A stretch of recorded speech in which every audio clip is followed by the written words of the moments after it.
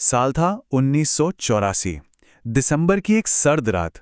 पूरा भोपाल शहर चैन की नींद सो रहा था, इस बात से बिल्कुल अनजान कि कुछ ही घंटों में ये शहर दुनिया की सबसे भयानक औद्योगिक तबाही का गवाह बनने वाला है। पूरा शहर खांस रहा था। शहर दर्द से चिल्लाना चाहता था। ये शब्द उस रात के खौफ को बयां करते हैं। सोचिए, एक पूरा का पूरा शहर जो कुछ देर पहले तक शांत था, वो अचानक एक गैस चेंबर में तब्दील हो गया। 40 टन। ये सिर्फ एक नंबर नहीं है, यह है 40 टन मौत।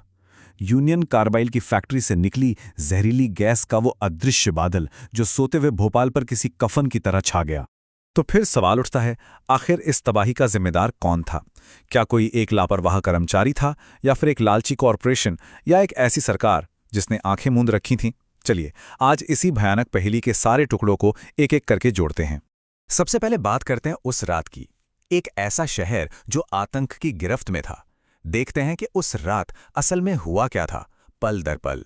यकीन करना मुश्किल है, लेकिन यह सब एक बहुत ही छोटी सी लापरवाही भरी बात से शुरू हुआ। कुछ मजदूरों की आंखों में जलन होने लगी। उन्होंने शिकायत की, लेकिन सुपरवाइजर ने इसे एक मामूली सा लीक बताकर टाल दिया। और फैसला क्या हुआ कि चाय के ब्रेक के बाद देखेंगे। बस यही एक फैसला जिसने आगे चलकर हजारों लोगों की जान ले ली। और देखते ही देखते सिर्फ 2 घंटों के अंदर वो मामूली सा लीक एक सफेद जहरीले बादल में बदल गया। ये बादल शहर की गलियों से होता हुआ सोते हुए लोगों के घरों में घुस गया। किसी को भागने का, बचने का कोई मौका ही नहीं मिला। इस पूरी तबाही का जो विलन था वो था एक केमिकल जिसका नाम है मिथाइल एसोसाइनेट। शॉर्ट में कहें तो MIC। ये कीटनाशक बनाने के काम आता था, और ये इतना जहरीला और खतरनाक था कि पानी की एक बूंद के संपर्क में आते ही इसमें एक भयानक रिएक्शन शुरू हो जाता था। अब ये समझना जरूरी है कि इतनी बड़ी तबाही कभी भी अचानक नहीं होती। उसके पीछे कई चेतावनियां होती हैं, कई खतरे के संकेत होते हैं जिन्हें नजरअंदाज कर दिया जाता है। तो चलिए अब उन चेतावनियों को देखते हैं। तबाही का ये रास्ता एकदम साफ नजर आता है। देखिए, 1980 में यूनियन कार्बाइड ने पैसों के चक्कर में भोपाल में ही MIC बनाना शुरू कर दिया, जो कि बहुत जोखिम भरा काम था। फिर 1981 में एक मजदूर की इसी गैस से मौत हो गई, लेकिन सुरक्षा में कोई खास बदलाव नहीं हुआ।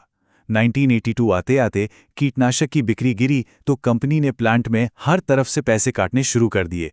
और हद तो तब हो गई जब 1984 में एक पत्रकार राजकुमार केसवानी ने साफ साफ एक बड़ी तबाही की चेतावनी दी, लेकिन उनकी बात को भी अनसुना कर दिया गया। ये जो लागत कटौती या कॉस्ट कटिंग थी, इसका सीधा असर प्लांट की सेफ्टी पर पड़ रहा था।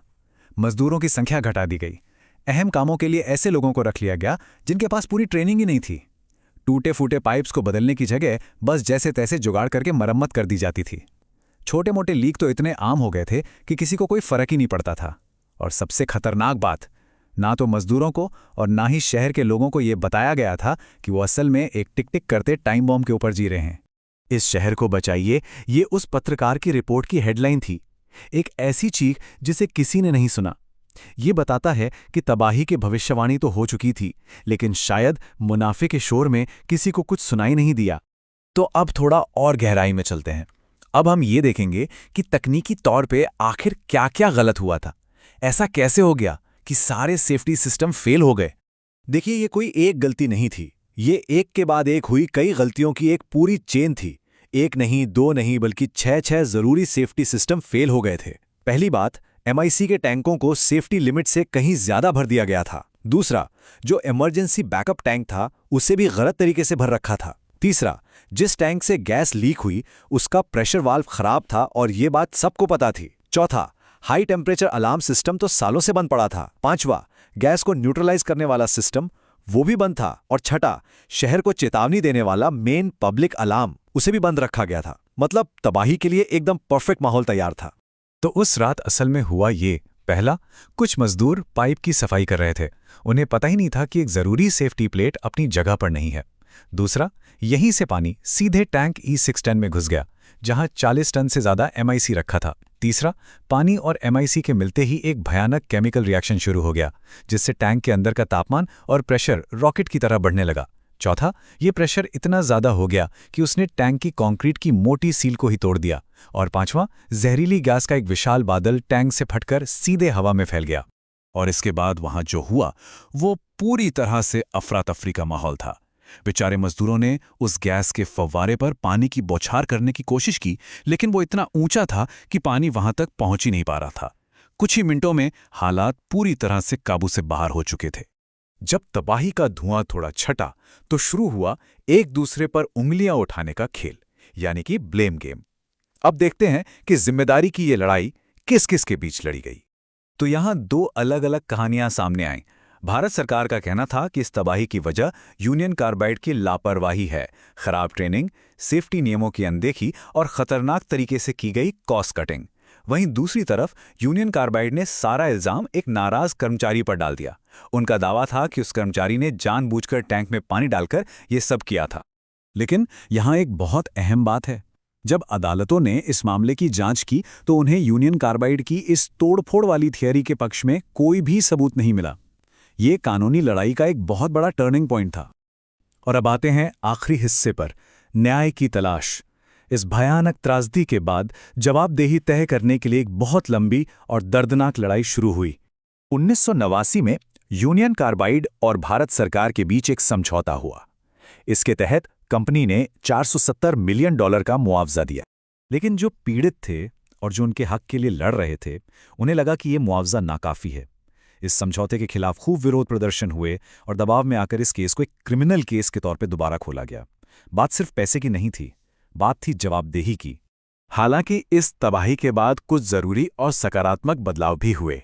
उद्योगों को उनकी जिम्मेदारी का एहसास कराने के लिए पर्यावरण संरक्षण अधिनियम बनाया गया। फैक्ट्री एक्ट में भी बदलाव किए गए ताकि सुरक्षा की जिम्मेदारियां साफ तौर पर तय हों, और खतरनाक केमिकल के स्टोरेज को लेकर भी नए कड़े नियम बनाए गए। आखिर में हुआ ये कि भारतीय अदालतों ने यूनियन कार्बाइड कंपनी और उसके चेयरमैन वॉरेन एंडरसन दोनों को अपराधी घोषित कर दिया। लेकिन वॉरेन एंडरसन कभी भी भारत में मुकदमे का सामना करने के लिए पेश नहीं हुए और 2014 में उनकी मौत हो गई। तो आखिर में क्या कहा जा सकता है? भोपाल की कहानी अभी खत्म नहीं हुई है। वहां के पीड़ितों के लिए न्याय की तलाश आज भी जारी है। ये त्रासदी हमें एक कड़वी सच्चाई याद दिलाती है कि जब मुनाफे को इंसानी जिंदगियों से ऊपर रखा जाता है तो उसकी कीमत बहुत भयानक होती है, और अक्सर न्याय की लड़ाई एक पीढ़ी से दूसरी पीढ़ी तक चलती रहती है।